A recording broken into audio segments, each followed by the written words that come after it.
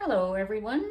Our next project is a sunset sky, and I'm using this photo for inspiration. I'll put a note in the comments on where I found this photo. And basically we are going to start with more cerulean in the top and work our way down. It'll take 2 washes to do this one. So same procedure as the last video, where we're going to wet both sides of the paper, and we are going to make sure that it is soaking wet. So first side, let it sit for a minute. Second side, we're going to let this sit for a minute. Okay, back to the previous side. Okay, so that will give us a nice wet paper. As far as colors for this one, we're going to use kind of a rainbow of colors. Around the sun, it's going to be a very bright yellow. And then we can go into probably a gamboge, maybe even a quin, then into an orange, or you can mix your orange by adding pink into these colors that you have here. And then we'll probably need some purple. So we'll put some purple there. There seems to be a lot of purple in it. I also may use lavender, so I'm going to put some lavender out here just to calm some things down if they're a bit too wild. And that should be about it. So again, we're not putting a horizon line in. We're aiming to have the horizon line somewhere down here. We're aiming to have our sun in this third. So one of the things you can do is you can just take one of your pencils, and if your sun's going to be here and here, you've got it marked out for when you're going to create it. So we're just going to start with a regular size brush. I have an Escoda 14, I believe it is, and we're going to apply some water to where we want our sun to be, and then we're going to start with our brightest yellow and go around that. The reason I apply the water first is then I can have a nice soft edge on that. And in the picture, the sun actually goes out, so I should probably correct this. The brightness kind of goes across like this, so you can keep that in mind as well. And then I'm going to go to my next yellow and add that in. So my next yellow, I think, was gamboge here. Okay, and then I want to put some of that yellow down below as well. So we have that bit of light that's coming off there, and maybe a bit more of this yellow, but leaving this kind of white area that comes off like that. And then in order to make this look good contrast, I always like to put some blue at the top of my sunsets, so that you know, just it helps contrast the color.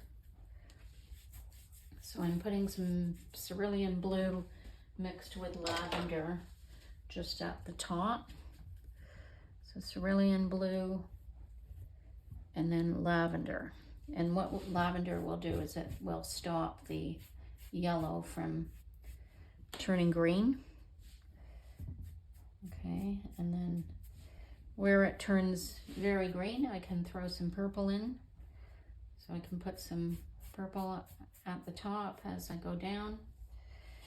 There's going to be clouds covering this anyway, and then some pinks, oranges, just as we work our way down to the horizon line. And then here it's, again, it's quite bright.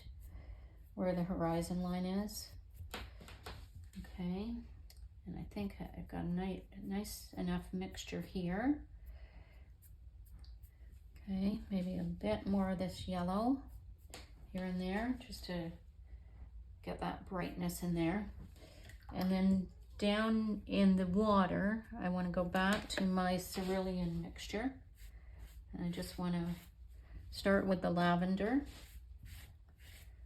and then add the cerulean. Okay, and my water kind of goes this way. If you go fast enough, you can probably add some dry brush effects. It might be nice. Let's see if I can get this hair off of here. Okay, a bit more lavender here. And this will form the horizon line as we go there. And then down here, there's a lot of reflection of the sun. So I'm going to add in my pinks.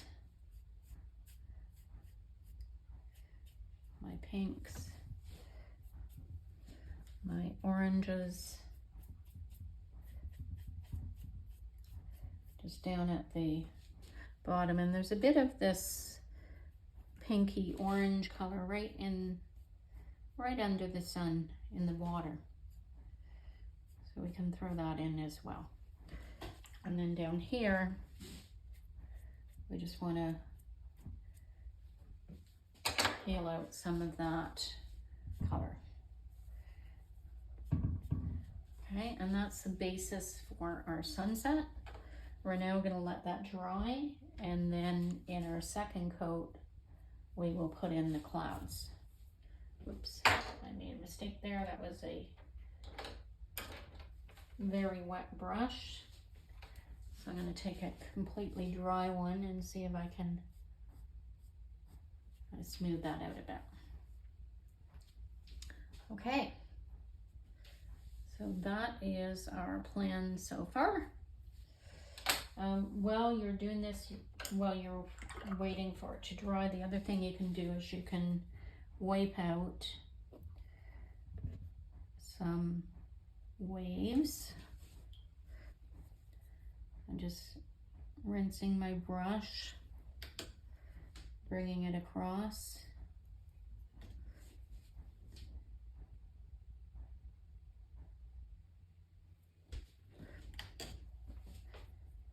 Okay, and as they get further back,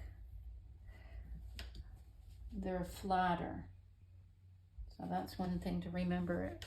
This was too wet here, so I really made a bit of a mess of it. But I'm just going to take that right across. Okay, and that kind of, so as I go down, I'm bringing in that angle.